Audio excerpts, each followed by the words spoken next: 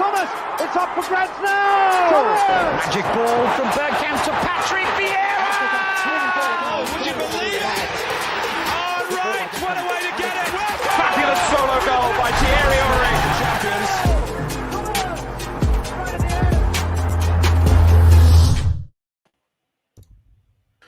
Good afternoon, and welcome to the Arsenal Lounge. If you don't know who we are, you should do by now. Let's get things moving. Turkish has snuck in there. Lastminute.com. Didn't see you there, bruv. Hello, mate. Yeah, I know. Just made it. Sorry for being late, but bang on time. Hang on time. Can't be bothered with a chit chat. Just got to get in there. Yeah. Your Turkish don't want to talk to us. He just comes on, shoots off. That's it. Simple. How you doing, bruv? You all right? Yeah, I'm good. Good. And Lee, how you doing, mate? Pleasure to see you. I missed you guys last week. Yeah, we missed you. I was just saying that before we come on air. You was sadly missed last week, right? You know, so I'm no. glad you're feeling better and everything, right? You know what I mean? I know me and Turkish, we didn't sleep very well that night. We was worried about you. You know, we was worried. Yeah. Oh, is that why? I messaged him. I had to message him after, make sure everything's all right. You know what? Yeah? That's not what Shaheen's been telling me. Shaheen's been telling me everyone was saying he was better as a host. And look, do you know what? I'm starting to think he's trying to be me. Look, he's he hasn't got a bald head, so he's put a white hat on to look like me and Lee. He's got a new mic. How you doing, Shaheen? The fame's getting to you. How you doing, bro? You all right? Good. I'm just having a bad hair day today. Last time I had a bad hair day. The name Pablo Escobar. We don't know about them. I'm not risking it this time. No, me and my hair fell out a long time ago. Let's just say that. But it is what it is. You know what? It was bad. But you know what? Lee can vouch for me on this one. Lee, what's it like having a shower with a bald head? With hot, powerful shower. Isn't it the best feeling ever? Yeah, it's one of the perks of being bald, isn't it? You know what I mean? These guys don't know what they're missing out on. I'm all right. I don't really want to. I'm good. For a long time, was it like? You know what I mean? Like, whoa, get on there. Wait, you should try shaving, guys. It's like this for me. Up there, round. Up there, Anyway, I don't know where this is all going, but anyway, thanks. I think I'm a bit excited. I missed you guys last week. So look, a lot's been going on. We'll have a very brief recap on the Newcastle game, very brief, because at the end of the day, it was quite a while back, and I'm sure a lot of people spoke about it. Then we'll go through some interesting transfer news and what's happening out there. So the Newcastle game, we ended up winning 2-0 FA Cup. It was a long struggle. Let's face it. I did expect it, to be honest with you, because he was going to drop a few of the players that were sort of giving us that creativity, which he did. He brought back some of the suspects that everyone's been going on about, Willian and Pepe and people like that. It seemed like we struggled for a while, but then obviously he made the right changes, brought those guys back in, the likes of Emil Smith-Rowe, Saka, and then Laka in the last 15 minutes of extra time seemed to make a big difference. So I'll hit Lee with this one first. I mean, you saw it. We won't spend too much time on it, but still unbeaten, mate. How are you feeling about it? Still unbeaten. That's the pleasing thing about it. But what it tells me is that we still need to get some players in this transfer window, because we're a couple of injuries away from seeing that again. Because I thought for 60, 65 minutes, it was a tough watch. I've got to say that, like, you know, Newcastle sitting in, not really trying to do much, and we couldn't break them down. But we sent on the cavalry, the young guns, and it all turned around. And not only did we get the result, it was a better watch as well. There was a little bit more goal, a little bit more creativity. But, you know, it was a painful watch. And unfortunately, I've seen a lot of home games like that. And it worries me going to the next few games. You know, I've been seeing a lot of people turn around and say, oh, yeah, we beat Palace 2-3-0 and all that. Like, I'm not so sure, you know, the reality right. check. Say again? I said Palace are doing all right. I've seen they're decent. They're no mugs. Exactly. I don't think it's going to be an easy game, but like, I don't think Arsenal I know we've got these results at the moment. They're not killing it for me. I think you know, we've not turned the corner quite yet. There's some you know, and that was a little gentle reminder on Saturday night that you know, Newcastle not in the greatest of form, and if Andy Carroll had his shooting boots, we'd be not worried about the draw come Monday night. But listen, cup football's cup football. We got through. That's the main thing. And on to Southampton or Shrewsbury in the next round. That's how you got to look at it, really, haven't you? Absolutely, Lee. I mean, Emile Smith-Rowe took his goal very, very well. Let's be honest. It did change once they come on, but I think you're 100% on it. That's the same thing that sort of struck me is that lack of depth in that squad. Once you drop those guys and you bring back those old suspects, they're called. They don't create as much, and we have the same issues. Turkish, you've seen that. What was your take on it? And do you think the same as Lee? Did that really show our lack of depth in the squad and what we need to do in January? Yeah, it did. I mean, it's we've seen that game many times this season already. We've just been on the back end of losses. Even at the beginning, West Ham, Sheffield United, it's a similar type of game. Even the Brighton one, to be honest, recently, it was a similar type of game where we had to change things up to make it happen. But like Lee said, FA Cup football, it's just about getting through. And I've been surprised many times in the last 5-6 years with the teams we faced and had to get through, and we have got through. So that's the main thing in the cup, and it's refreshing that it is the FA Cup. It's refreshing because we're not 11th in any table. We're not, in the second tier of European Cup. We're in the FA Cup. The FA Cup is the FA Cup. And it is our cup. So I want to win it, and I just want to continue going along. But like Lee said, Andy Carroll on another day, it could have been a sour note to end on. But happy days were through. But it seems like we've got another tough test round the corner with Southampton. Yeah, another Premiership team. I mean, we seem to be getting them. You got those mugs down the road, getting Marine, and I think they got Wickham next as well. And we end up getting Southampton, another tough game. But at the same time, I would, in an ordinary world, expect us to win that. So let's see what happens. It's not an ordinary world right now.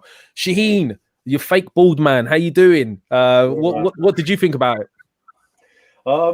Just same as the guys, really, and I agree. That burnt Leno save. Yes, that was. That's underrated. That's like not just the save, but the follow up. The follow up.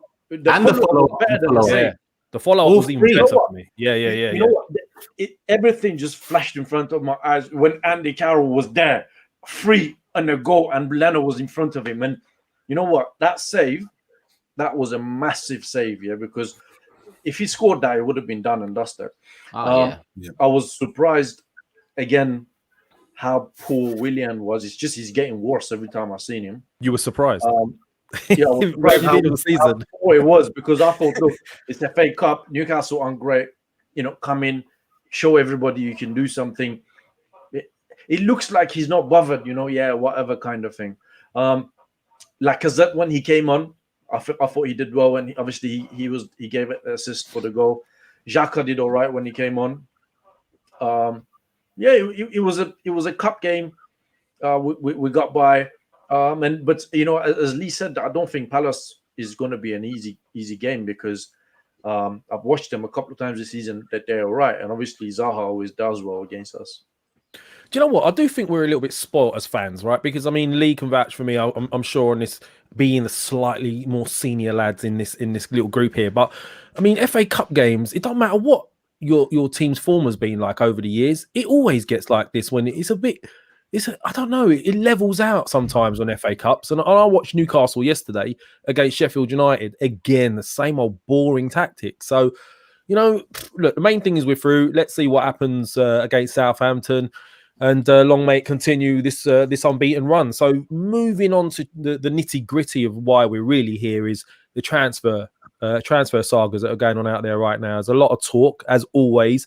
I'm on Twitter non-stop. I'm addicted to it right now. It's crazy. I don't know why, but you get these usual suspects, ITKs in the nose, who all started now. I think you had Indy Kyler coming in about 5 minutes before I come on this show, suggesting that we've put in a bid for Buendia. So we'll start with Buendia, right? There's a lot being said about Buendia. I've been looking at what Fabrizio has been saying and a few others. Apparently, up to sort of yesterday that I knew, we hadn't gone in for him. It was still up in the air, and there weren't going to be much movement towards the sort of until the last week of the transfer window. Everyone's sort of looking at who they can get rid of, and what's available and what deals they can get. So, Buendia, guys, what are your thoughts? I mean, is he the answer to the number 10 sort of position? I know he kind of plays on the wings, but he can be brought into 10 roles as well. Is he the sort of player we should be going for? And I'll put this out to Turkish first. Well, what did you just say? Romano has confirmed that we're interested now. No, Romano has said we hasn't said anything. Indy Carla came in, Indy Carla, that Twitter account. I'm gonna credit him for this, but he suggests that at 3 o'clock today, he done the usual a massive news an hour down the line, 3 p.m. I can't mention it till 3 p.m. because there's an embargo. I don't know what he's talking about there, but then at 3 p.m. tweet. We've apparently submitted a bid for Buendia. I didn't mention the amount. What, 15 or 50? No, he hasn't mentioned the amount. I don't know why I said 15. I don't know. Verbal diarrhea there. But yeah, apparently he's saying we've put in a bid. Fabrizio yesterday said he's not going to put in any bids. No, we're not going to put in any bids till sort of the latter week or so when we know what's going on and who's available. So, I mean, you got similar types. We can go through them, Turkish. Buendia, you got like, there's talk about this Mana Solomon, Israeli lad who's at Shakhtar, who's having a great season there. And he's a similar type player. And then you got sort of like an Isco, who, and Isco out of the three is probably the proven highest quality guy. So you got three very similar types there. Out of those types, what would you do? Who would you go for? And are they the type of players that we need right now? You know what's funny? The reason I haven't saw that news is because I blocked that guy last week, because that guy tweeted that Ozil was in tears when we came to the decision to let him go last week. He was in tears, and is that why you blocked him? Yeah, you must love me then, Turkish. Yeah, you haven't blocked me by now. No, I said, what the hell is this shit? Nah, I said, who knows who's in tears in this club and whatnot? Who cares right now? So come on, man. He knows. He does know. He doesn't know shit. But even if he's right, and we are going in for him, that's the right thing to be doing, because that's the right areas we need to be looking at. It might not be the right player, but it's a player I'd take a punt on. I know in last season, 1 goal in the league is not incredible, but on the flip side, in Europe, he's top 10 in chances created. He created 3 key chances per 90 minutes last season in the Premier League, so that bodes well. The season before, he was up there in terms of productivity. He's had 2 years in the Championship, and he's had 3 years of 30-game plus football. That shows resilience. It shows, he's got a bit of roughness to him, as well as all that skill and all the attacking qualities people like to laud on him. He's actually got a bit of, something about him. To play 2 years in the Championship and a year in the Premier League, 36 games, 38 games, and currently on 20 games, for me, that's great to hear, because what we've had with injuries in the past and soft players. He says all the right things in terms of character, and he's, as much as he's a right winger, I think he'll be much better deployed as an attacking mid centrally, because he can go on both feet. He's very two-footed in that sense, where he can run both ways too. It's one thing being two-footed and using both feet, but some people tend to not be able to run onto one side where they're weaker on. He's good at both. I'm not saying he's like Cazorla, but there's a bit of Cazorla in him in how he shifts the ball from one foot to the other. He's at a good age. Why not? There's more to a Buendia signing for me right now than there is to maybe an Aouar signing right now.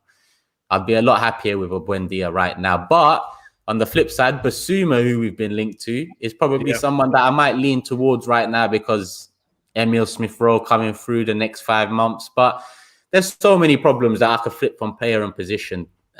And would be here all day. Yeah, I mean, look, it's funny you mentioned Basuma, because I thought he was brilliant against us. It was absolutely brilliant. And I do like the idea of having sort of 2 of each type. Because, like, if, for example, with Basuma, I could see him, if Partey was to be injured, I could see him maybe stepping into the Partey type role. I'd rather him, Basuma, than El Neni or Xhaka, to be honest. Although, I've got to give it to Xhaka in that last game when he came on against Newcastle. We didn't mention this. He was brilliant when he came on. And I can't believe I'm saying it.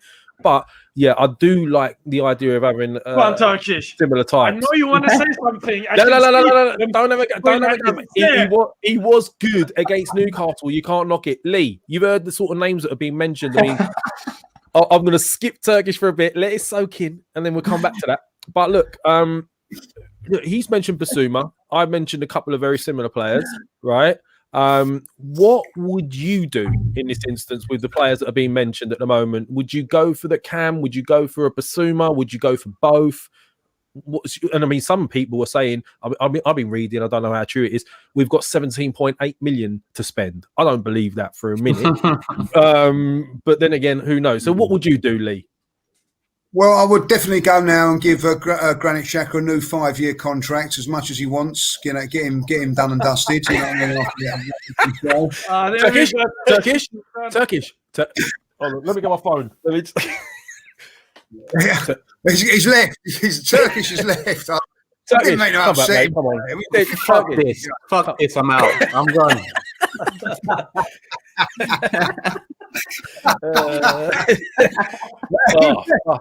Tell you what, I'm so glad I'm back this week. I didn't have any of this drama last week when I watched you guys. Thanks for that. No, listen. Yes, yesterday someone reminded me that Ozil was about to leave Arsenal to join Fenerbahce. Yeah, who's obviously the team that, you know, when I was growing up was my Turkish team, and now I've got Lee coming on to say Granit Xhaka new contract. I can't get rid of any of them. You never know. It could end up at Fenerbahce with Ozil. You never know. Yeah, so I mean, on a serious note, on a serious note, we need to upgrade the midfield all over. It needs to be upgraded because I don't think it's good enough. And that means if Bandura, Basama, is that his name, Basama? I don't know how to pronounce his name. I love the way you say it, Uar, as well. It sounds like a pirate. Yeah, I think that we need to get somebody like that in. I don't think that the trouble is, guys, these players, I think that we're going to find a lot harder to get now than probably like in the summer. I can see like we're doing a bit of business with Brighton in the summer, unless you can say to Brighton now that we're taking now and you know, like you can have Willock on loan or something like that. I can't. Other than that, I think it's going to be very, very difficult. But all round, we need to upgrade. There was a bit. The big thing for me and the big worry is if something happens to Smith Rowe, we've got Willian going into midfield, and then you get that performance you do against Newcastle. And that's not criticising Willian. That's a fact. You know, there ain't nobody else in that role that can do that.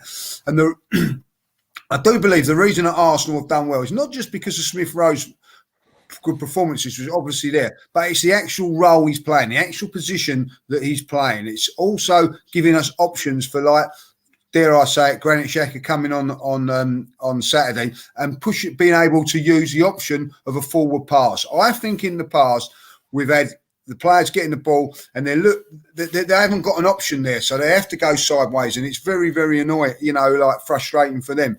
But if we are to do some really well, we need to upgrade on all of them. Like, you know, listen, El Nenny's a good squad player, but he's not a player that you want coming in playing against, you know, without, dare I say it, against a Newcastle when you need to break down a Newcastle, you know. Yeah. He's not the sort of player that can do that. When you're going away to Chelsea or you're going away to Man United and you need someone to just block holes and run and tackle and things like that, then that he can do the job. But when you're playing against teams that are putting in banks of 4 and 5 against you, you need a little bit of goal. You need someone to come on and do that. And what it showed me is that Granit Xhaka came on and just showed you how weak our midfield is, because he you know, we're going, oh, how well he played and all that, but that you know, I mean, we know that he's not good enough, let's be honest, like, you know, but he showed the rest of them up, and that just shows you how weak our backup midfield is, and that is what it needs to be improved. Now, whether it can be improved in January, I doubt, because as you all know, Arsenal's transfer window, the January transfer window is January.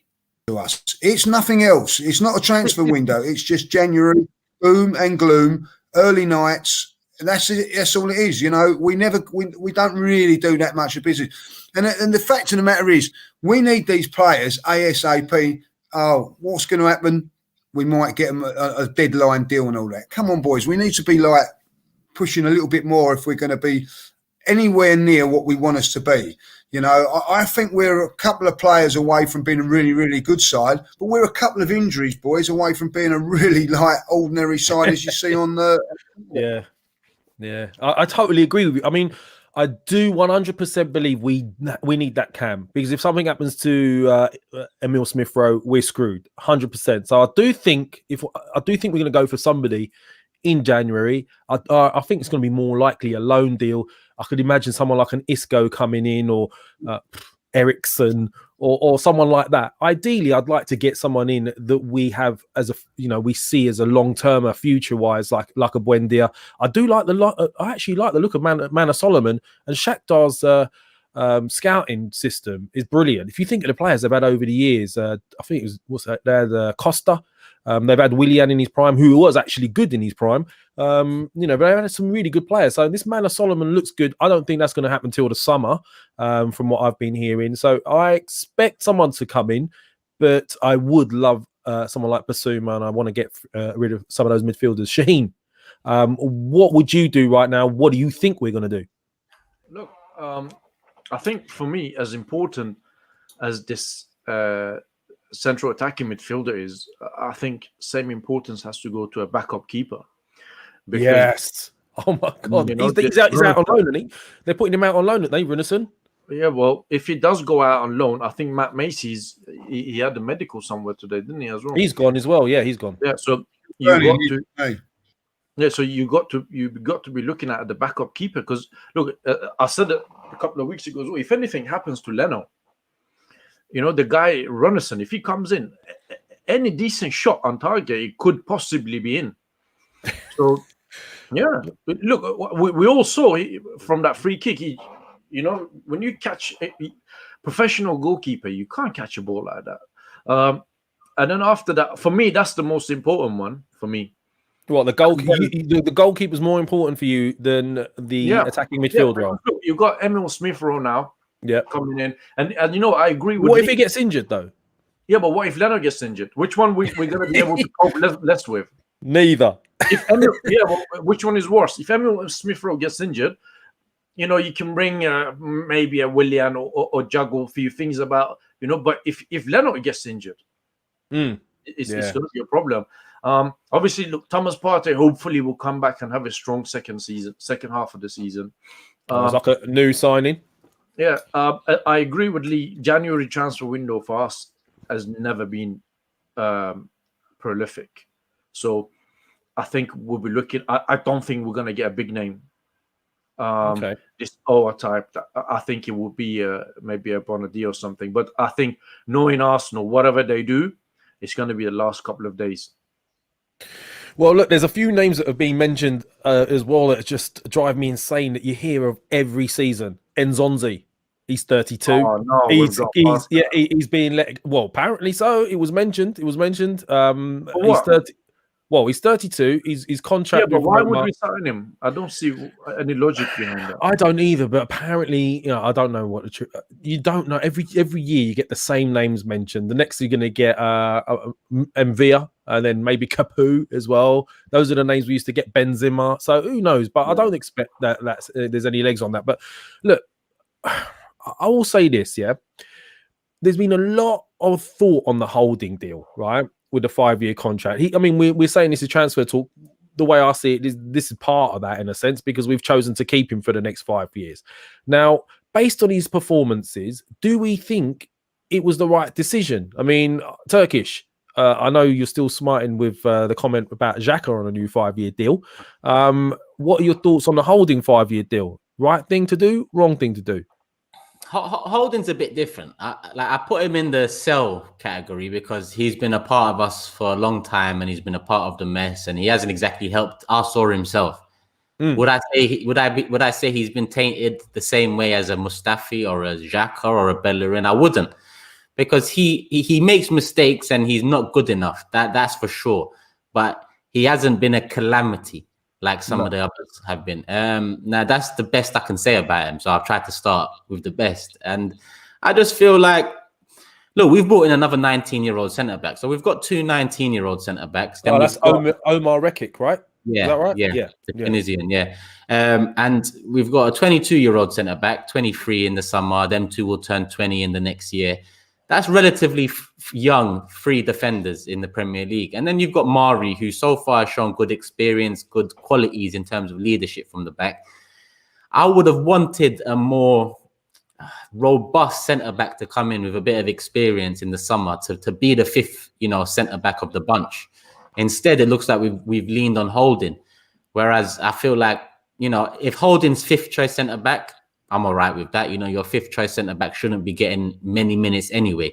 But then I worry about who's going to put their arm around Rekic and Saliba, and even Gabriel at times, because they're young defenders that need an experienced person next. And Mari, obviously he's been here a year. I'm not sure whether the communication lines are the greatest between them, considering South America, France, Tunisia and Holland. I would have personally liked us to hold out on anything in terms of giving a deal.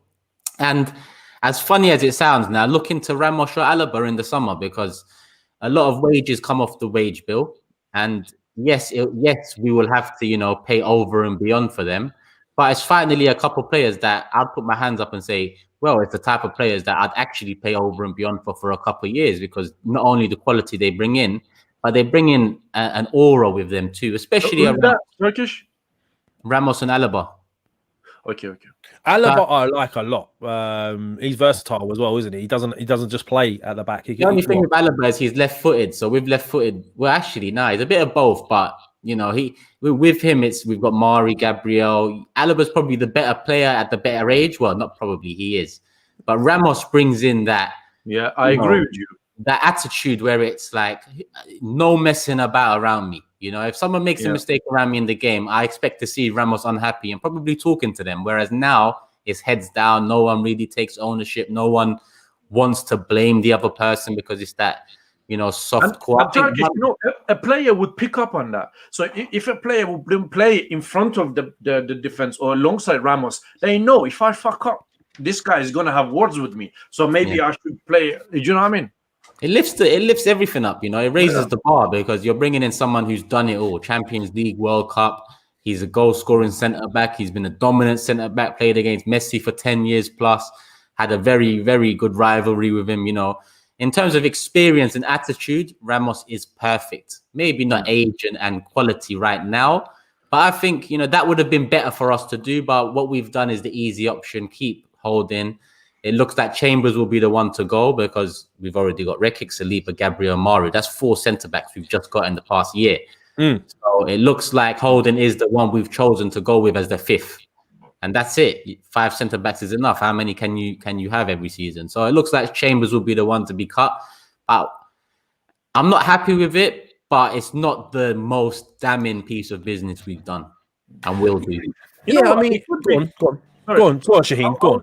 I was just thinking it could possibly be a move by Arsenal where they'll give him a contract, right? Hopefully he's going to have a good second half of the season, and then he's got a bit of value to sell him on and get some money. He was 22. His contract was up in 2023. He still had 2 years left. So, we had enough contract. He was on that. I think that's what they were saying, Turkish. He was on very, very low wage. I think people like Renison had come in and were on bigger money than him and all that, So I think that that's part of it as well, I think. You know what, Lee? That's a good point, because I've seen, obviously, I'll go through all the tweets everyone's saying, everyone's going mad about why we've given him this and that. And then they'll go mad about why we're letting players' contracts run down. And then this is a good point by you because, all right, we were potentially looking to let him go before season started, and then obviously he stayed and he's come good and he's filled a gap for us and he's been steady. I think Mari's been brilliant and that's helped as well.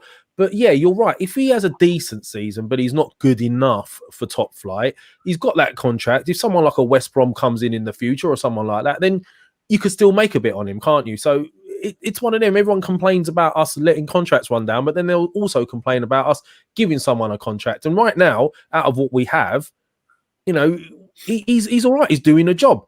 So look, Lee, I'll carry on with you on this. So we've also got players to go. Right now, would you go and get a goalkeeper and a cam, would you want another centre back right now? What exactly? What if I gave you two holes to fill right now? What two holes would you fill? And be good about it. A goalkeeper and an attacking central midfield player. That's what I would go for at this moment in time. Central defensive, I think we'll look at that. We'll address that in the summer. Turkish makes a great point about Ramos. We brought David Luiz in like two seasons ago, and people were saying it's a great signing and all that. I think out of the two, I know which one I prefer. But, he won't be here next season. I cannot see them renewing his contract at the end of the season. So he's one that's going to go, as we've alluded to, probably Chambers. So we've got Mav to come back, but I don't think that he's probably proven enough. So I do think that we're, clearing the decks for another central defender to come in. And I'm hoping it'll be a proper central defender in the summer. To go then like alongside Gabriel, and then you've got Mari and Holding backing it up.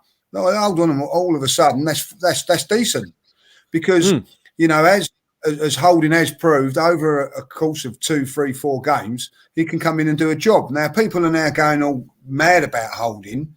He's doing really well. He has done well in the last 3 or 4 games, but I go back to like the games before that. He wasn't doing too well, and he's dancing on ice with Grealish wasn't a good look as far as I was concerned, Yeah. So for me, it's a good investment if things go well, and it's a good turnaround for him as well. Sometimes you have to give credit where credit's due. He was on his way to Newcastle in the summer, but he's turned it around and now given the new contract, and quite rightly so. If he continues to doing what he's doing, he's English. And he's to say, like, another team comes in for him, it will be good money in the bank to, what, 5 million we bought him for. We sell him for 20, then, that's good business as well. So I don't see nothing wrong with it, with signing him. What I do see wrong is when people are saying, oh, yeah, he's playing well, he's going to be the, the central defender for the coming seasons. I don't see it as that. I do see him as being a backup player for hopefully another central defender coming in. And I think we need that. We've got Gabriel and Mari. That looks a real good 2 on the left-hand side. And unbelievably, we're struggling on the right. Don't forget, Saliba's got to come back. Now, people were criticising Saliba. Now he's had a couple of games on his loan. He's looking decent, isn't he? So, like that's a good move. I still think that's a good move, giving him the loan that he deserves. And to get been playing. Look, Smith Rowe, has had a good loan at Huddersfield. It's good stead. I look at Willock, he hasn't had a loan, and I don't think that's done him any good. So I think that, we've got Saliba to come back, but I do think that we need somebody else. If you're going to go with Saliba and Holding, I think it's a little bit lacking in experience and maybe quality. But who knows? Saliba might have a fantastic time out there, come back and be the one that we really need. Who knows? This is the thing. But for me, as I say, I don't want to keep repeating myself. It's an okay signing. It's an okay one. I'm not going to go mad about it, but hopefully that'll be it. And we move on. But for me, like, a goalkeeper is a priority in this transfer window, and someone to back up or replace Smith Rowe. Now, when I say replace Smith Rowe, he's doing really well. But if we was to say replace Smith Rowe with someone even better, that means we've improved the team and the squad. So and I also think at this moment in time that Smith Rowe is doing a fantastic job. And I hear people turn around, oh, he's going to save Arsenal 50 million. That worries me. A lot of pressure for a young kid, isn't it? A lot of pressure for a young kid. Yeah. And if he has got someone who's already ready to step into that role, he's only going to learn from him and get better. And it creates a little bit of competition. And I think that's what we need in that team. We need competition. I agree with you with regards to that. Now, you mentioned loans, which is a lovely segue for the next part of the transfer bit, the Balogun saga. So, I mean, it's been going mad on Twitter. Everyone's... The thing is, no one's actually knows much about Balogun outside of what they see clips-wise. Obviously, he's very good in the under-23s. He's been scoring a bit. Now, we've tried Eddie for a season or bit. We've sent him out on loan as well at Leeds. He hardly got any game time. You mentioned rightly as well the likes of Willock, who we haven't put out on loan, and I don't really rate. I always believed, I think we mentioned this, earlier shows that, we thought that Smith Rowe was a more talented player. He's proven the case. He stepped in. He's a far better sort of player in that position. But the Balogun saga is a weird one for me, because I personally think if you're going to go that route and you're going to bring the youngsters in, which I'm perfectly happy with, give them their opportunity. If they haven't performed and they're not quite ready yet, put them out on loan. But then you've got to look at the next person coming in. Now, some people have the opinion, he's arrogant. He's not willing to wait. He should be willing to wait for his moment. There's rumours that he's asked for double Saka's salary, which I can't believe that's true. And then there's rumours that RB Leipzig have come in for him, and he's already done sort of a pre-agreed terms, which Fabrizio has just come out and said is not true. So I'll hit Shaheen with this first, right? What would you do with likes of Balogun? Should we be moving Eddie on and now giving Balogun his chance and seeing how he does? Or, are these fans right in the sense that if he's not willing to wait, and they're talking about the likes of, Ainsley Maitland-Niles and people like that have waited patiently and really want to try and get in that team, should we be giving him a chance? Or are they right in the sense of, look, if he's like that, let him go? It's a difficult one with Balogun. I saw a few days ago that West Ham was interested in Nketiah, and they were going to come in with about 25 million. And I think if they come in, we should snap their hands off, because I don't think Nketiah is good enough for Arsenal. From what I've seen of him, he hasn't really done anything. If anything, I would actually say Balogun has done more in a lot less minutes that he's been on the pitch than Nketiah. Wow. Yeah, that's what I've seen. I think Nketiah should be sold, and I think Balogun should be sent out on loan to get proper run in. And then there's rumours he's not willing to go out on loan. He wants game time at Arsenal, or he wants to go. Unfortunately, it's again one of those situations that us as a football club, we're putting ourselves in a place where a youngster is dictating the situation, and he's got a decent agent. There's a bit of a hype about him, so he's now in a place that he's asking for good money, contract, and a promise to play. And if you're not giving me that, he's going to go away and he's going to get that somewhere else. The problem Arsenal have is if they let him go and he becomes another Serge Gnabry, then everyone's going to go back and say, what you guys are doing, you had him here. All you have to do is just pay him the money. You didn't, and now look what you lost. If you give him the contract, right, and then he doesn't prove to be what he's promising to be, then you're giving somebody a big contract who's then you're going to struggle to move on, as we're finding out now. It's a difficult, again, us as a club mismanaged the situation. We are where we are.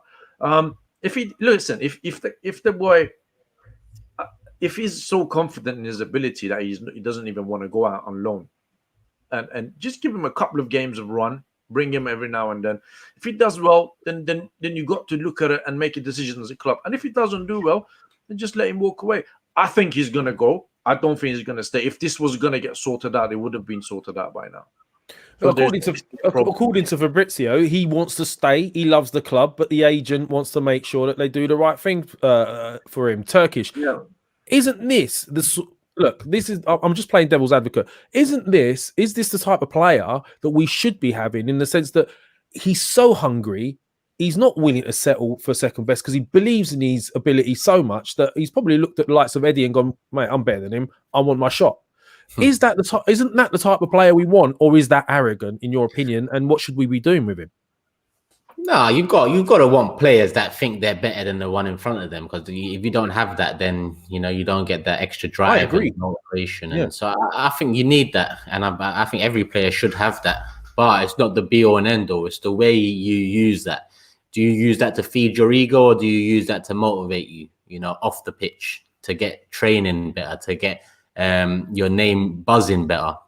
Now, I don't know with Balogun. At the end of the day, I don't know much about Balogun. Like, I don't think many people know much about Balogun. He looks good from what we know. He looks good. I'm hesitant to call it a Gnabry situation because we saw a lot more of Gnabry at that time, and we knew Gnabry had something about him. Even though with him, I think at the time, we wasn't too upset with the loss. I think there was bigger problems we had. But looking back, you see what Gnabry is now, and you think what could have been. The same can be said for Balogun, but at the same time, we can't have our pants pulled down for wages. That's something we need to fix at this club. The wage problem. And it doesn't help that you go bring Willian in and you give him the wages you've given him, because these players are looking and, these players are football fans too. So if I and other people believed in the summer that Willian wasn't a good enough signing, was on the downhill slope of his career, if we as fans see Willian hasn't been performing, for example, Balogun sees that.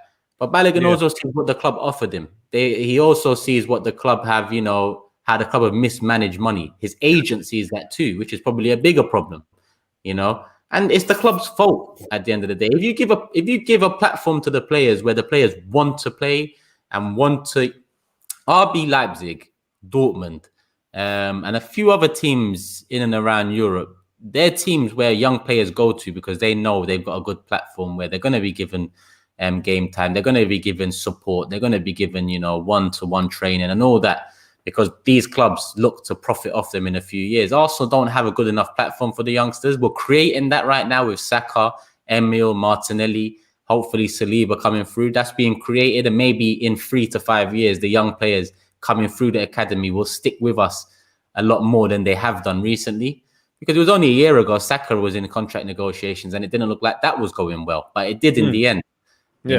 I hope for the best with Balogun, and the best for me is a fair contract for a sufficient amount of time that will allow him the opportunities he needs and allow us the contract length we need. That would be the best solution. But if the RB Leipzig rumors are true, or any sort of rumors are true, then it's our own doing, as usual. Yeah, look, I think as fans we've been scarred, haven't we?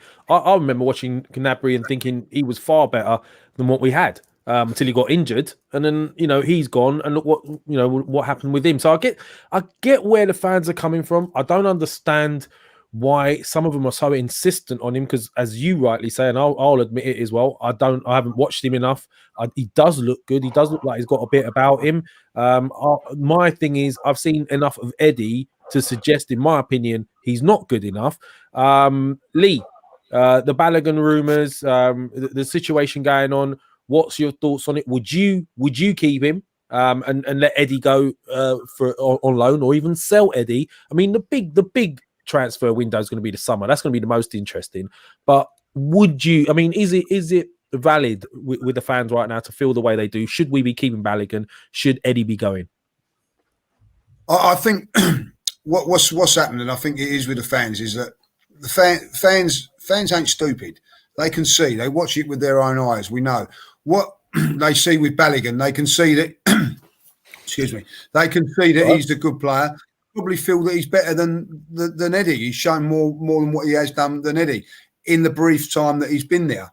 And that's what they get the ump with. Like the thing is with Balogun is that no one really knows what he's going to be like. At this moment in time. Now the way we find out is you chuck him in and give him a go. But at the expense of who?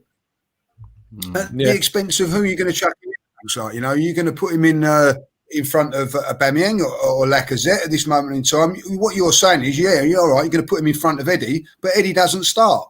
So you've got a bit of a problem like that. Isn't that a way of sorting it though, Lee? To say, all right, look, you're not going to play like ahead of these guys because they're obviously our top boys.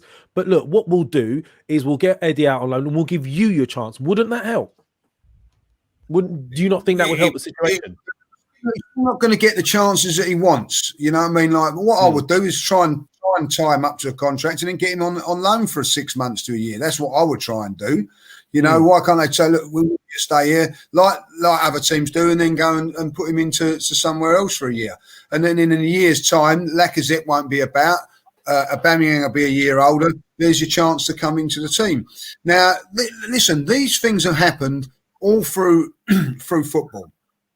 All through football. There's somebody said in the chat about Andy Cole. Andy Cole couldn't get into the Arsenal team because of Ian Wright. If the fact of the matter is, and so what was you going to do? You had Campbell as well. You had Kevin Campbell coming through at that time too, didn't you? Yeah. It was Ian Wright with the main man. So you're not going to say to the Arsenal fans, "Oh, all right, okay, we're going to let Ian Wright go now." And put it on Andy Cole. Andy Cole went. David Bentley was a very, very good footballer at Arsenal. You know what I mean? And he doesn't live too far from me. Spoke to him on a couple of occasions. When he was at Arsenal, he had Freddie Ljungberg, Robert Perez, and Dennis Bergkamp in front of him. What chance have you got of getting into the team at that time? Now, if David Bentley would have come 10 years later and he's got in players like Shamak in front of him and so, he would have got in the team.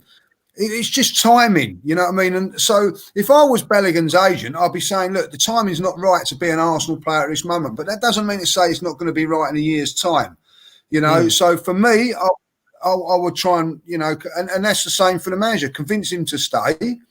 And then say, look, get yourself out on loan, have a year learning your trade somewhere else, and banging in goals. And then when you come back, you'll be the ready-made replacement for Arsenal. Now, this has happened with other players. Jack Wilshere, it happened with, had a little loan spell, and look what happened to him. He come back, and then the timing was right for him. Some players it don't work, but you're telling me that Arsenal were the only team that had let youth team players go. And not happen. Well, I can tell you, Chelsea have let De Bruyne go. They've let Saha go. You know what I mean? It happens. You know what I mean? And you have to get on with it. And if at the end of the day, you can only put a certain thing in there, a contract to him, and if he doesn't want to sign it, then you can't force him to. That's his prerogative. You know what I mean? If Arsenal have done all they can to try and sign him and he doesn't want to sign, that's it. For me, I think he's a very, very good player. I don't want to waste no more time on him. The fact that people go on about the Gnabry one. I was just asking. No, but people go on about the Gnabry one all the time. You know what I mean? We don't. Gnabry fantastically well. I remember watching him against Swansea. Played really, really well. He unfortunately got a bad injury, right? And he wasn't managed properly after that. We tried to get him out on loan and everything like that. It didn't work. But he'd become an outstanding player at Bayern Munich. You know what I mean? He might have gone to somewhere else and it not have worked. So, it could happen. We could lose Eddie. Eddie could go to West Ham, right? Yeah. He could bang in 30 goals in one season and we'd be all going, oh, we've all made a mistake there. Maybe we have, maybe we haven't. Let him go and have a good career. I don't think that you should be worrying about stealing a player, right? And then worrying about, oh, look what's happened and all that. Look, Martinelli, we got Martinelli, right? For money, what I mean? Do you think it was go on? Yeah, well, it just happens. We've got Martinelli. Well, we might lose Balogun. You know what I mean? Like that's football, as far as I'm concerned.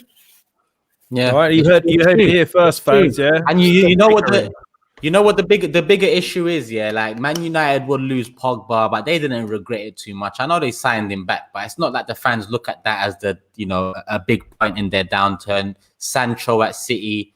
The City fans don't look at that too much and think, if only Chelsea, De Bruyne, Salah. The reason these teams don't think too much of it is because they move on and they move on properly. The reason for us is different. We can't move on because, we haven't moved on. The club hasn't moved on. Gnabry would be starting week in, week out. Would probably be the star of this team right now, where in reality, when De Bruyne came back to City, Chelsea had won the league with Fabregas, or they had won the league with Fabregas in and around. They had moved on, They could argue about De Bruyne and letting him go, but they had a Fabregas in there, for example. City fans could argue about Sancho, but they had a Sterling there. They had someone else, a Mahrez on the right. So it's Arsenal that failed to move on, and it's the club that make us feel this way. The difference is those other teams, if they want to go back and buy them, though, they can, can't they? That's the difference. Yeah. We should be making money off these guys. He makes a fantastic point there. Andy Cole, we never really regretted Andy Cole because we had Ian Wright, and after Ian Wright come Nicholas Anelka, become Thierry Henry, become Van Persie. Yeah. So we didn't care at that moment. Arsenal moved on. It's a fantastic point. There you go, guys. Fans, stop bickering, stop bitching, move on. So look, we got the game coming up tomorrow. Palace at home. So I just wanted to talk about that before we go. I mean, it's getting sort of last five. Yes, go on. Can I just say something before you go on to that? Of course you can, mate. I just want to say, thank you everybody for watching us. If you can hit the like button for us, that would really help. Subscribe to our channel if you're new, if you like what we're doing. Obviously, subscribe, put your reminders on. We do this show every Wednesday. Subscribe to Turkish LDN, and you can follow Lee on Twitter at Lee Mark Judges. So I just wanted to say, please hit the like button, guys. Oh, sorry, man, go on. No, thanks to Shaheen. You always got my back with this. I get so wrapped up with everything else, I forget about all that stuff. So, Lee, no, thank you. Sorry, you know what's in my mind now? Lee's got me thinking about when we lost Overmars, I was angry, and then we had Perez and Youngberg. When we lost Anelka, I was angry. Then we had Henry. That's how a club reacts. You don't regret the moves of the past. You need to move on. Totally agree. And you're so right what you say on that, like, you know what I mean? It's 100% on. Bang on. So, guys, game. Bang on. You know what I mean? Hang on. So the game tomorrow, guys. Yeah. I'm a little bit concerned about it. I'm not going to lie. I'm a bit nervous because I know that Zaha seems to turn up against us, etc. So I know Palace are doing well. Lineups. I mean, is it even worth discussing the lineup? I think it speaks for itself after what's happened, over the last few weeks. Shaheen, I'll start with you because it's been a little while since we've come back around to you. What lineup would you go with, and what do you expect to happen tomorrow? I'd like a prediction from you too. Well, the positive thing is it's at home. Not that it makes any difference because normally Palace is difficult ground to go to with fans. But you're right. I watched Palace a couple of times, and they're good side. They're not the best of teams out there, but they'll give you a game. They're very physical. They're tough. They got obviously Zaha. Is Bellerin going to be able to deal with him tomorrow? I don't know. You need to. Will he go with Bellerin against Zaha? So again? Will he go with Bellerin against Zaha? Of course, he's going to go with Bellerin. You think so? Yeah. He's going to go back to the old team that I think he's going to go back to Aubameyang on the left, Lacazette on top, prop Saka on right, Emil Smith-Rowe in the middle. I think we're going to see Thomas Partey coming in. Do you think he'll start, or do you think he? Yeah, no, I think he will start. In place of who? He'll probably play Partey and Xhaka. You think so? Possibly. Okay. Yeah. And he's going to play Gabriel, Mari, Tierney, Bellerin, Leno in goal. That's the team I think he's going to go. You think he's going to go with Gabriel and drop Holding? Of course. Yeah? Yeah. And then you okay, all right. And you think what do you think the prediction? What did you say? There's a difference in quality between Gabriel and Rob Holding. I know he's just got a contract and everything, but you're not going to drop a 23 million summer signing who's done well so far. Maybe he'll play Holding and Gabriel. He'll drop Murray. Yeah, but isn't there an argument that we should be playing the players that deserve to be playing because they're the ones that have got us Gabriel's done out of this rut? But he's done well prior to his injury. Okay, all right. And he's gonna listen. Palace is a physical team. You got to think about set pieces. All these sort of things. I mean, to be fair, we've done well set pieces so far, but you've got to think about all of these things. Also, I think Bellerin will need help tomorrow with Zaha. You need help full stop, mate. He needs help full stop. He's going to help. Sorry to digress. Huh? Sorry to digress as well, though. There is something very interesting I want to point out as well. Bellerin's done a documentary on that ACL injury, isn't he? So that's something you might want to watch. But Bellerin is part of that group of players who've been at Arsenal a long time and they done absolutely fuck all, and they need to be sold. You see, Bellerin, I lost a little bit of respect that I had for him. I lost it when we were playing Tottenham, and about 3 or 4 hours before the kickoff, he's promoting something completely different on Twitter. He's retweeting that out, and you think, that mentality. Anyway, I'm not going to go into that. So, So, what's your prediction? Pain. Look, I'm going to go for an Arsenal win because we've been on a good run of form. Yes, I think the confidence is coming back up again. If he doesn't fuck up the team lineup, which I think he's learned, I think Thomas Partey coming back is going to be massive for us. Massive. We're assuming he's coming back. He's going to give us a little bit of something in the middle that we don't have. I'll go for an Arsenal win. All right. Score? 2-1 Arsenal. 2-1 Arsenal. Okay. Lee, you've heard what Sheen's had to say. And there's a couple of really interesting points in the chat as well. I mean, you saying you think, Sheen's saying he thinks Partey's coming back. Some people saying Partey and El Neni is the preferred combo for Arteta, having seen them together. What's your lineup? What do you think is going to happen? And what's your prediction? I think a couple of things. I think I'm just going to throw this in here. Like if Pablo Mari plays 10 games, we have to pay Flamingo £1 million. He's on 9 games at the moment. Oh no, they're going to drop him to save themselves $1 million. Gabriel's back. It would be very, very convenient to leave him out. Like, do you know what I mean? And so he's stuck on 9 games. Important on those set pieces, though, and he Lee with his height. Listen, I think that Gabriel's just coming back. I don't think there's no need to rush Gabriel back. I think Mari's done really well, so I think that it'd be Mari should start, in my opinion. I would leave Gabriel out at this moment in time. I would. When they say like you could play Gabriel and Mari, people go, 2 left side defenders. Well, there's been right-sided 2 players with right foots. Tony Adams and Martin Cowan were both right-footed players, so it can work. But I feel it's a little bit more easier with a right-sided thing. David Luiz done okay at the weekend, but I don't think that he's done enough to get into the side. I think that it'd be Bellerin, Holding, Mari and Tierney. That's what I think that he'll go with there. I don't think Thomas Partey will come back into the side on this one. I think it'll be the Granit Xhaka and Danny Ceballos playing with Smith Rowe, and up front, the Aubameyang on the left, Lacazette and Saka. I think that it'd be a little bit cautious on that. I think that I definitely see Partey getting some sort of minutes at some stage. Definitely, I would like to see Partey come in, to be honest, but I just think that why we've had 4 wins on the bounce. Why rushing back when there's no need to? Just easing back in. That would be my way of going for it. So that's what I would say. And and prediction? Did you say 1-1? Did you just say 1? Yeah, I don't think. All that hype, and then you hit me with 1-1. All that. I just going to go with it, Stan. You have a brilliant 1-1.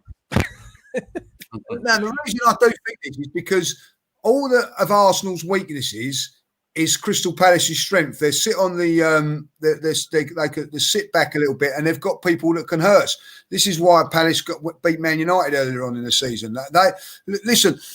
They play like Newcastle did, but they have a little bit more going forward than Newcastle. You know what I mean? Benteke, Zaha, whoever that is it Esme, the other player? Ezekiel Eze. Yeah, former Gooner, isn't he? Yeah, former Arsenal player. So, like all of a sudden, former Arsenal player. Zaha you say to Bellerin, I'm just going to go over to the right-hand side, and they go, oh, thank God that. And then Esme comes on the other side, like, Bellerin's in for a nightmare on Thursday night. He won't be sleeping today. So you're going 1-1 because of that. I agree with. Look, I do think this is our biggest test since Chelsea. Yes, go on. Sorry. Just before you give us your opinion, can I just ask? I know Turkish told me from before that he's got an appointment at 6:00 that he needs to go to. So if you want to do Turkish, so then he can go, and then I was just about to do Turkish. Sorry to interrupt you. I just thought I'll just do the reminder. Yeah, no problem. So Turkish, you've heard 1-1 was Lee Judge's sort of prediction. Hit us with what you think the lineup's going to be and your prediction. I think we've before you go for that beard trim. I've got another show to do, Matt. I know, bro. It's fine. The front 4 picks itself with Martinelli injured, Lacazette up top, Ober on the left, Saka right, Emil Smith Rowe, and then the 2 behind. I'd probably say he's going to go with what Lee said, Ceballos, Xhaka. I think he won't risk Partey, especially after risking him and getting criticised for it.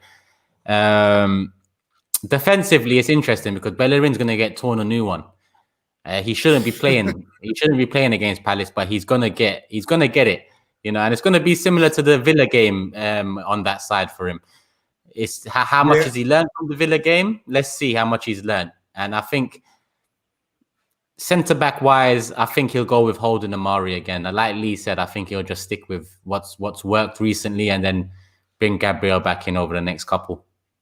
Okay. And prediction wise, I think I'm going to go with a positive one and say we'll nick it 2-1. But that means Bellerin's learned the lesson, and you know he's don't give it, Lee. You just done 1-1, mate. You just done 1-1. Don't give it. Just sit there. Love it. You're right. I'm completely wrong. Turkish has gone 2-1. Unusually positive. So, mate, listen. Let's hope that is the case. If you do need to shoot, bro, please feel free. Man. Love as always. Hit the like button, people. Come on, hit the likes, and we'll see you next Wednesday. We'll talk about it again. Yeah, 100%. Lee, take care, mate. Yes, brother. Take care, my man. So, we've got a. You said 2-1, Shaheen, didn't you? Yeah. And Lee's gone 1-1. I think it's going to be the same back four. I don't want him to keep that midfield. I want him to add. I want him to keep pushing because I think this game is our toughest test since the Chelsea game. For exactly the reasons that Lee said, that they've got that pace and that physicality up top that does bother us. And if we do like to attack, they can counter us with pace and power, especially Zaha. Zaha's dangerous. I still wish we had him instead of Pepe, to be honest with you. But I think he's going to go for the same back four. I personally would like to see him go with Partey. I have a funny feeling he will. I don't know why. So let's hope he goes. I think tomorrow, 8 o'clock, I'm going to send Lee Judges a text message and I'm just going to remind him that I told you he's going to start playing. Who you think Partey's playing as well tomorrow? Yeah. I have a funny feeling that Partey's going to start tomorrow. I hope he does. The question is, will it be with Xhaka? Will it be with Ceballos? Will it be with El Neni? He does like that Partey El Neni sort of combo. I have a funny feeling he might go for it. I don't know why.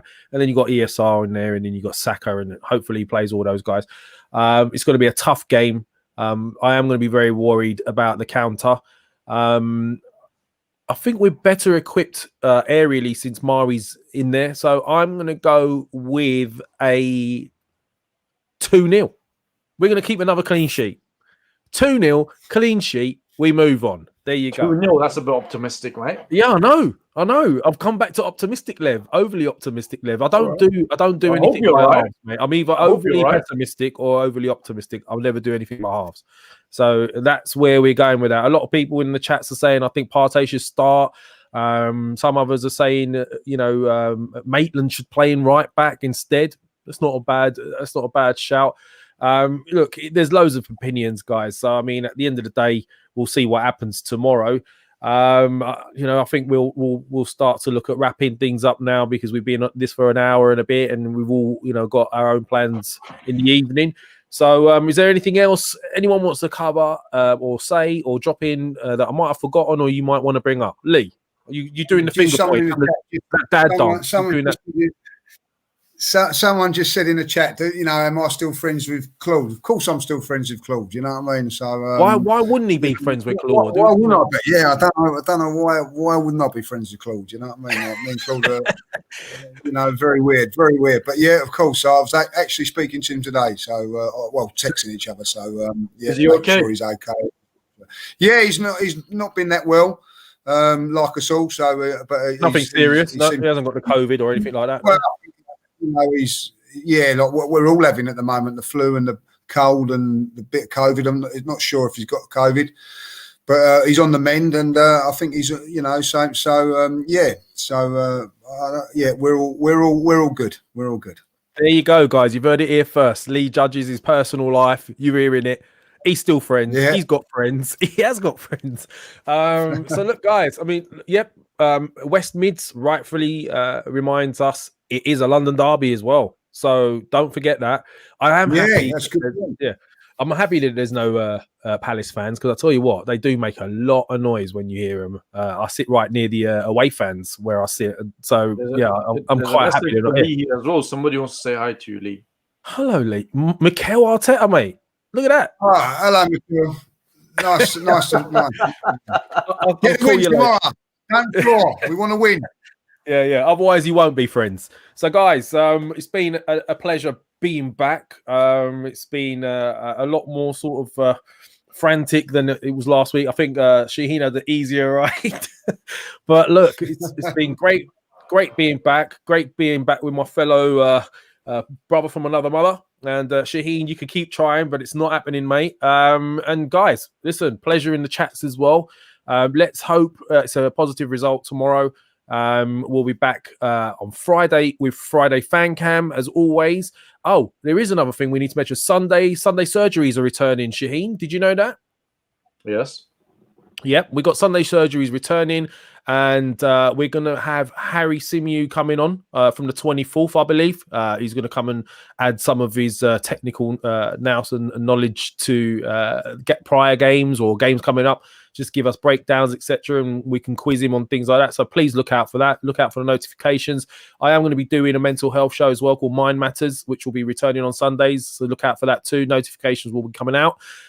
So yeah, guys, hello from Germany as well, whoever that is. I'm Lavanja. That's Shaheen. We all know who that man at the bottom is. He is the man that speaks truth, real talk man himself, Lee Judges, along with Turkish, who had to shoot off early. Mate, this is it. We'll see you tomorrow. Peace out.